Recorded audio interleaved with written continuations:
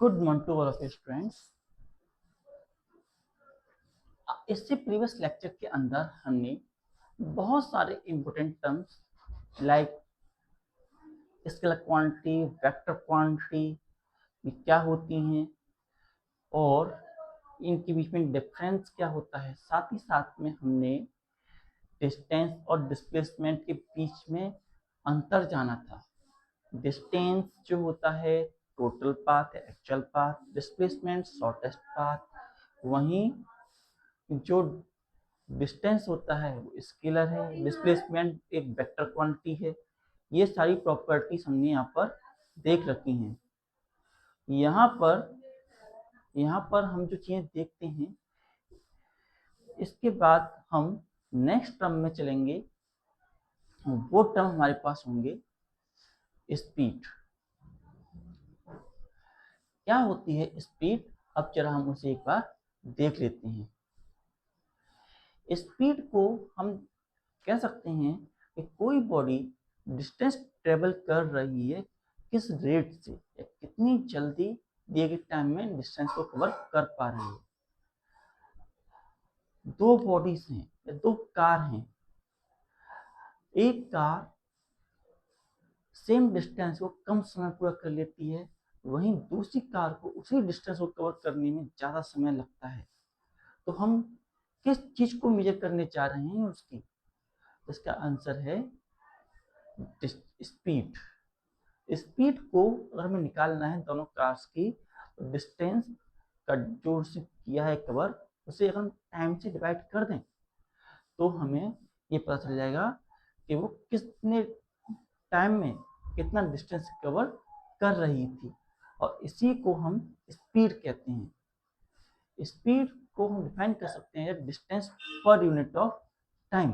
Distance per unit of time is said to be the speed of an body.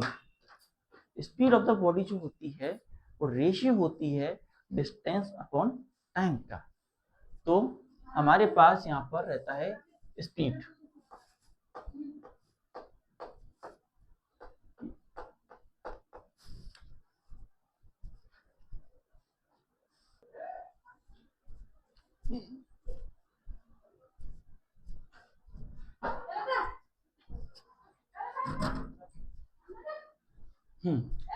तो हमने ऐसा बताया कि जो स्पीड होती है हमारी, उसे हम डिफाइन कर सकते हैं, इट इज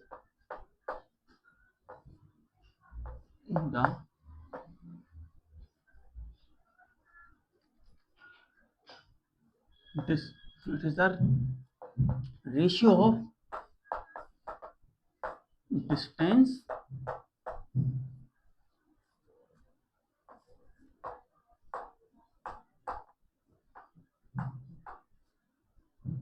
ट्रेवल पर यूनिट ऑफ टाइम।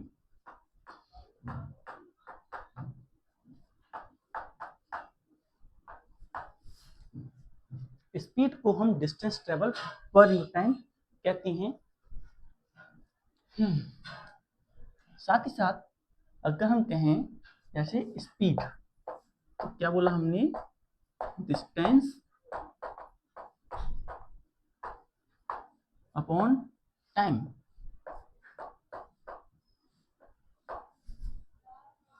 यहां पर स्पीड हमारी v है, डिस्टेंस हमारा s है और t हमारा टाइम है। तो ये हमारे पास स्पीड का फॉर्मूला बनता है।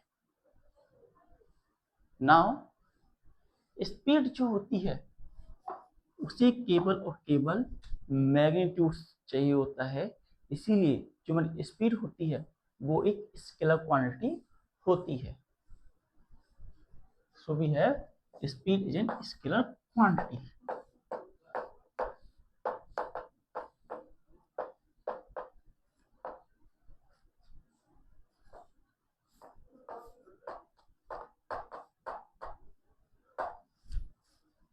नेक्स्ट एसआई यूनिट की बात करें तो यहाँ पर एसआई यूनिट अगर देखें तो ये मीटर और नीचे सेकंड, मीटर पर सेकंड, और हम इसे मीटर पर सेकंड में लिख सकते हैं।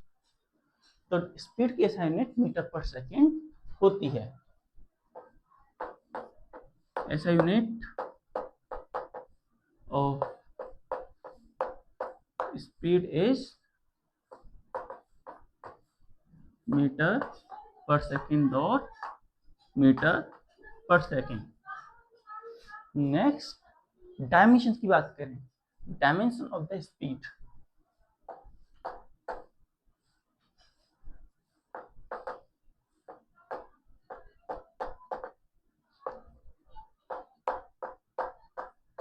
स्पीड के डायमेंशन होते हैं वो होते हैं L_T-1 डाउन।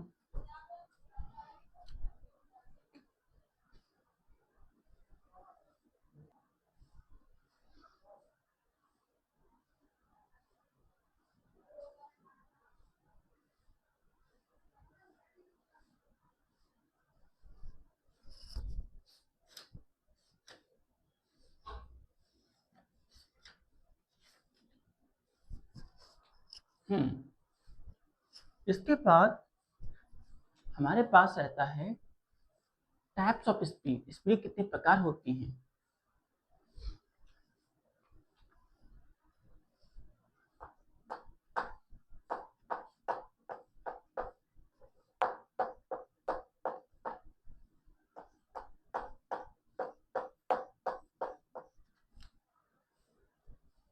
स्पीड जो होती है हमारी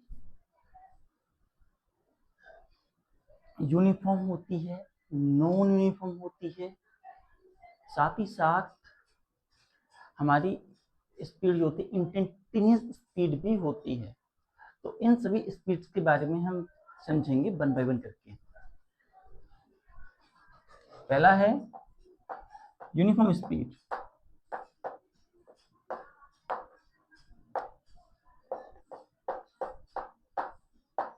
यूनिफॉर्म स्पीड क्या होती है? If a body cover equal distance in given interval of time,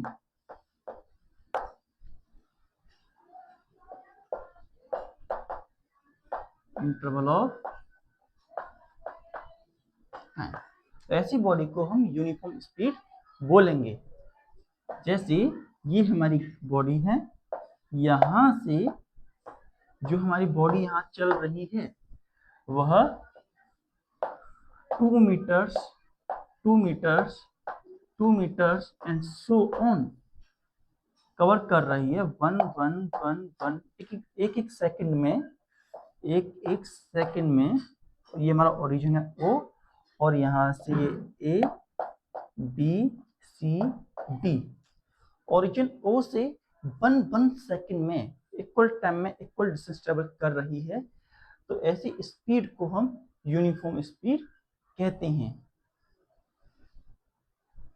next speed जो होती है वो होती है नॉन यूनिफॉर्म स्पीड। थर्ड है, सेकंड है हमारी non uniform speed.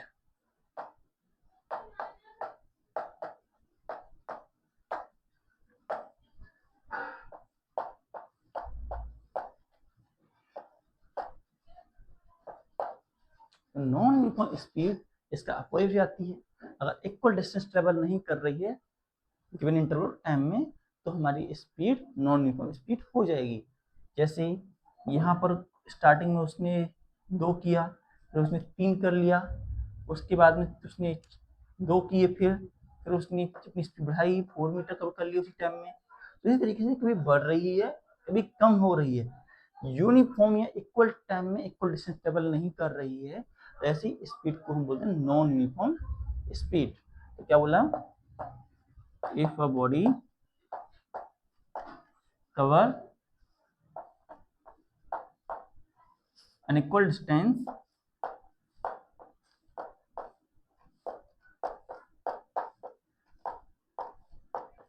in given interval time.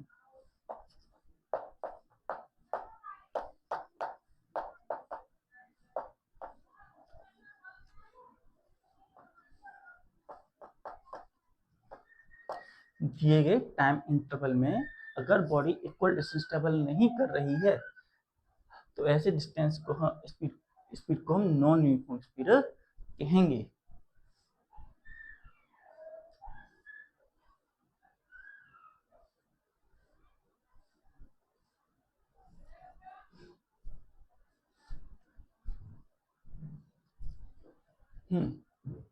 Next हमारा होता है average speed.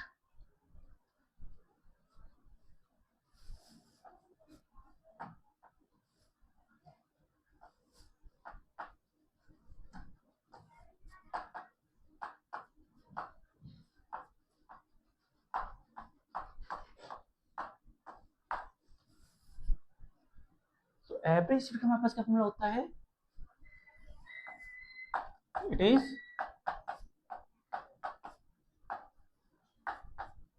defined as the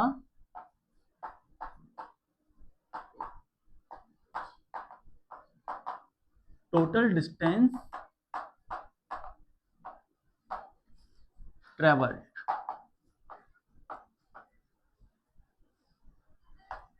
in total interval of time, in total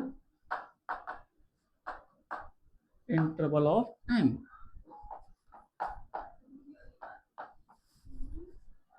जो हमें टोटल टाइम इंटरवल दे रखा है उसमें हमारी स्पीड कितनी रही। देखिए हमने अलग अलग टाइम पे हमने स्पीड मेजर किया, तो अलग अलग टाइम पे जो स्पीड मेजर की उसकी हमारे पास स्पीड अलग अलग आएगी, क्योंकि बॉडी जो है एक टाइम पे इक्वल डिस्टेंस ट्रेवल नहीं कर सकती है। तो ऐसी कंडीशन में हमें क्या करना होता है कि हम जितना भी उसने डिस्टेंस ट्रेवल किया है टाइम में उसका ऐड कर लेते हैं और टोटल टाइम से डिवाइड कर देते हैं, तो हमें एवरेज स्पीड मिलती है। तो एवरेज स्पीड वो यूनिफॉर्म स्पीड होती है जिससे कि वो उस टाइम पे चलती तो उतने ही डिस्टेंस को कवर कर पाती। तो पी एवरेज जो होता है हमारे पास होता है total distance upon total time.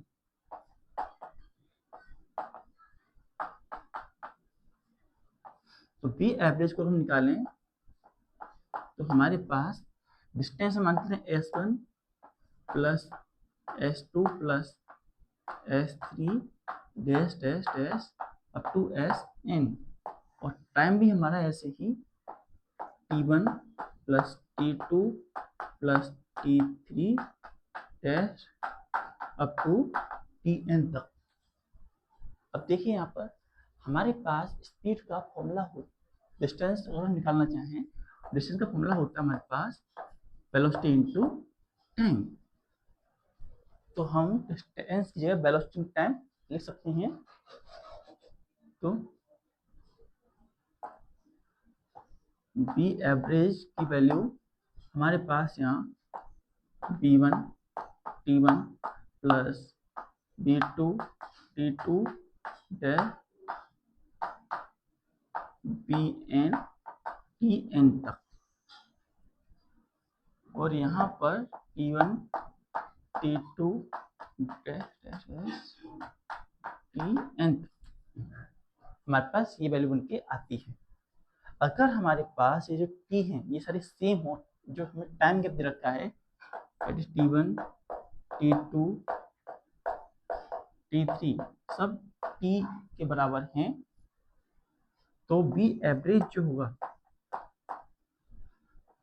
B1 T B2 T test कहाँ तक Bn T तक, और नीचे T प्लस T T तक।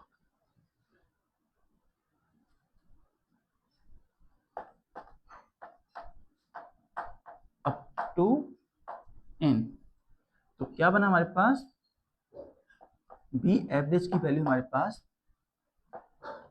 B1 plus B2 plus B3 Bn और नीचे Nt और इधर T हमने T से T कॉमन लेकर के हमने काट दिया है। तो हमारे पास वैल्यू बनती है बी एवरेज की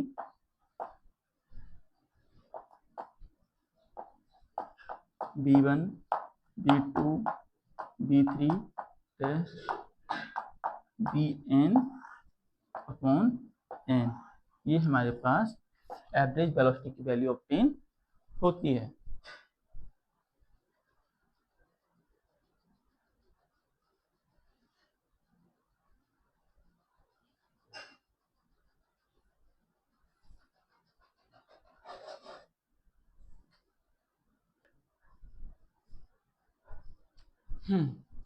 अभी हमने यहाँ पे टाइम मेजर किया और यहाँ से अगर हम कहें उस कंडीशन में हमारा टाइम सेम था, अब हमारा डिस्टेंस सेम रहेगा। अगर टाइम को बदलें तो कैसे बनेगा, इसे हम देखेंगे।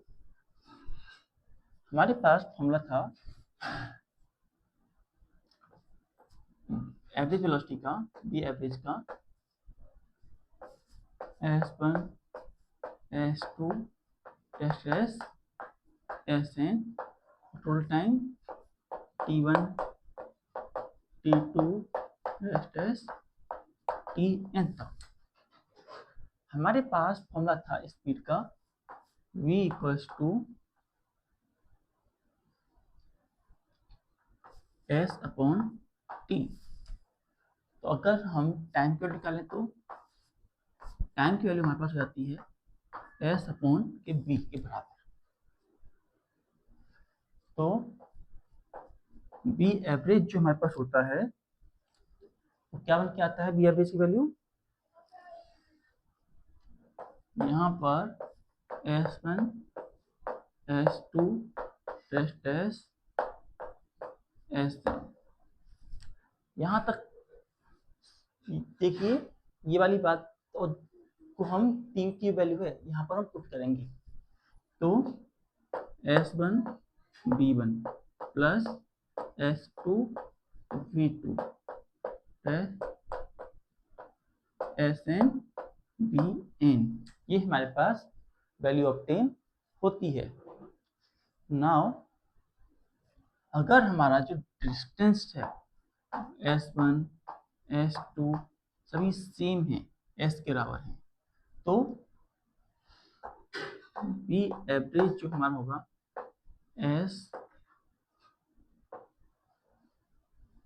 Plus S plus S S टेस्ट S तक, और इसलिए S upon B1 plus S upon B2 plus dash dash dash S upon Bn, और सभी में से हम S को कॉमन ले लेंगे।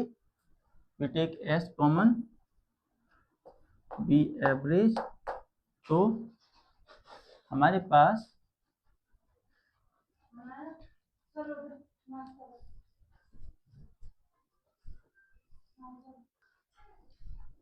तो ये हमारे पास वैल्यू बनती है NS, और यहाँ से हम S को कॉमन ले लें तो 1 upon B1 plus 1 upon B2 plus 1 upon Bn के बराबर वैल्यू हमें मिलती है। S से हम S को कट कर देंगे तो हमारे पास बी एवरेज की वैल्यू बन जाती है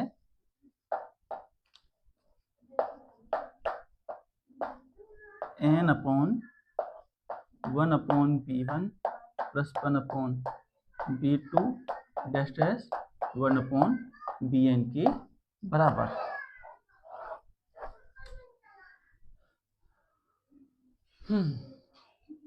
अगर हम ये हमारे पास जनरल फॉर्म बनेगी, लेकिन अगर हम दो पॉइंट के बीच में बात करें, केवल हम इतना लें, दो पॉइंट के बीच में बात करें डिस्टेंस, और दो डिस्टेंस बी एवरेज के बीच की बात करें तो S प्लस S, एक टाइम में S फिर दूसरे में S, सेकंड में v1 प्लस v2।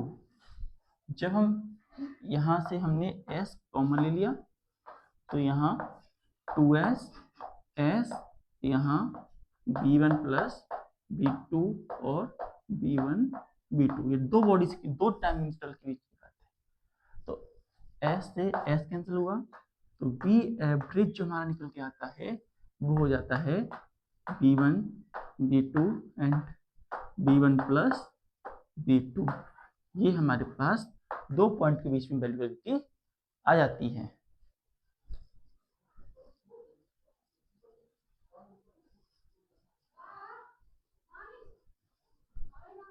नेक्स्ट हमारे पास होता है इंस्टेंटेनियस वेलोसिटी।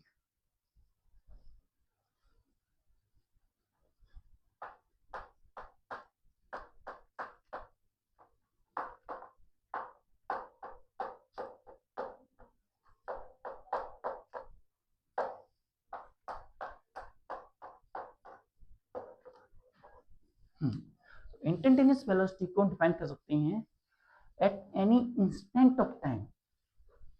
बहुत छोटे इंस्टेंट के जिसमें वेलोसिटी या वेलोसिटी नहीं स्पीड, इंस्टेंटेनियस स्पीड। जो हमारी स्पीड है क्या होती है, change in distance upon change in time. अगर हम इसी पर लिमिट लगा दें बहुत छोटे टाइम के लिए, लिमिट